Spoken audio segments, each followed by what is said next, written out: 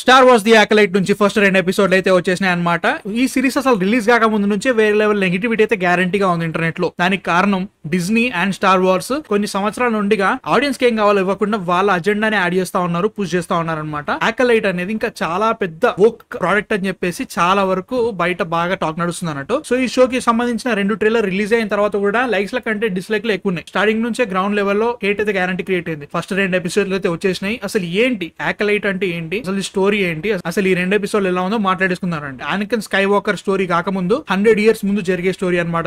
ఇందులో సడన్ గా ఒక అసాసిన్ ఒక జెడాయిని చంపేస్తుంది అనమాట. ఆ జెడాయిని చంపేసిన అసాసిన్ ప్రీవియస్ ప్యాడవన్ అన్నట్టు. కాకపోతే ఆ ఇన్వెస్టిగేషన్ లో కొత్త ట్విస్ట్ అయితే గ్యారంటీ కనబడతాయి. అసలు ఏంటి, ఎవరి అసాసిన్, వీళ్ళకి జెడై కౌన్సిల్ కి ఎలాంటి సంబంధం, 16 years ముందు ఏం జరిగింది, ఇదంతా నడిపించే ఆ సిత్ లార్డ్ ఎవడు అనేది జనరల్ స్టోరీ అన్నట్టు. సో నాకు ఈ 2 ఎపిసోడ్లు చూసిన తర్వాత అనిపించిన ఇంప్రెషన్ ఏంటి అంటే మాత్రం ఇట్ వాస్ ఓకే. అంటే మొత్తానికి తీసి పారేసేలైన స్టోరీ టెల్లింగ్ అయితే ఖచ్చితంగా కాదు. అండ్ ఆల్సో ఇప్పటి వరకు స్టార్ వార్స్ డిజ్నీ ప్లస్ లో వచ్చిన షోస్ అన్నిటికంటే బాగుందని కూడా చెప్పారు అనమాట. చాలా పొటెన్షియల్ ఉన్న ప్లాట్ దాన్ని వీళ్ళు చాలా జెనరిక్ వేలో చెప్పారు అనమాట. ఫస్ట్ 10 to 15 minutes లోనే వీళ్ళు క్రియేట్ చేసిన పాయింట్ చాలా పొటెన్షియల్ ఉంది బ్రో. ఎందుకంటే దీన్ని వీళ్ళు ఎక్స్ప్లోర్ చేసి ఉంటే, నేను అనుకున్న విధంగా ఎక్స్ప్లోర్ చేసి ఉంటే ఇప్పటి వరకు స్టార్ వార్స్ లో ఇలాంటి స్టోరీ టెల్లింగ్ మనం చూసి ఉండకపోవచ్చు. కాకపోతే వీళ్ళు ఏం చేశారంటే వాళ్ళు క్రియేట్ చేసిన ప్లాట్ ఇది ఒక మర్డర్ మిస్టరీ అని కైండ్ ఆఫ్ వేలో స్టార్ట్ చేసి దాని వెంటనే మళ్ళీ మన Jedi versus Sith, dark side, light side దానిలోకి వెళ్ళిపోయారు అనమాట. దాని వల్ల నాకు అరే కరెక్టే, మంచి ప్లాట్ తీసుకున్నారు, ఒక జెడైని చంపేసారు, ఆ మర్డర్ మిస్టరీని వీళ్ళు బాగా చూపించుంటే ఇంకా బాగుండే అనిపించింది. కాకపోతే మనకి మాక్సిమం ఫస్ట్ ఎపిసోడ్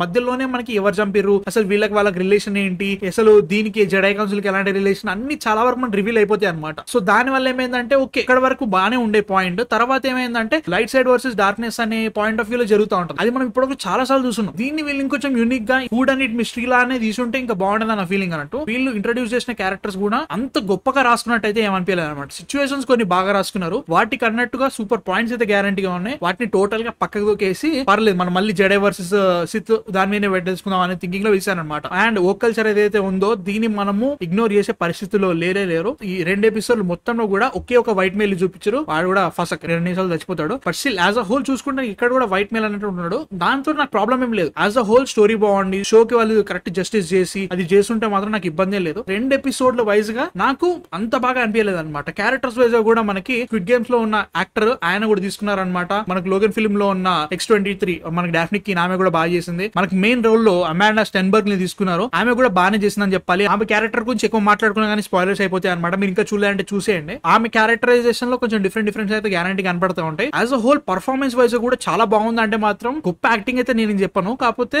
గొప్ప యాక్టర్లు ఉన్నారు, కాకపోతే వాళ్ళ గురించి గొప్ప పర్ఫార్మెన్స్ అయితే గ్యారంటీగా లేవని చెప్తా. ఈ 2 ఎపిసోడ్లలో వీళ్ళు తీసుకున్న ఫస్ట్ పాయింట్ నాకు నచ్చింది. తర్వాత జరిగే ప్రతి ప్రొసీడింగ్ కూడా డౌన్ గ్రేడ్ వెళ్ళింది అనమాట నాకు. అండ్ నెక్స్ట్ 2 ఎపిసోడ్ల మీద ఆల్రెడీ నాకు న్యూస్ తెలిసింది అన్నట్టు.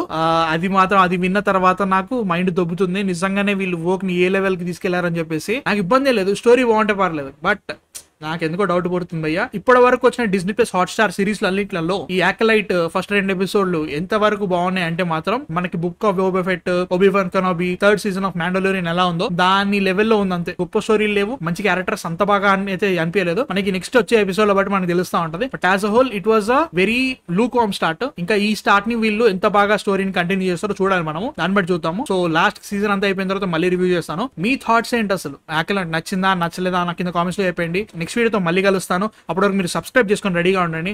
అంతవరకు man of fiction signing off.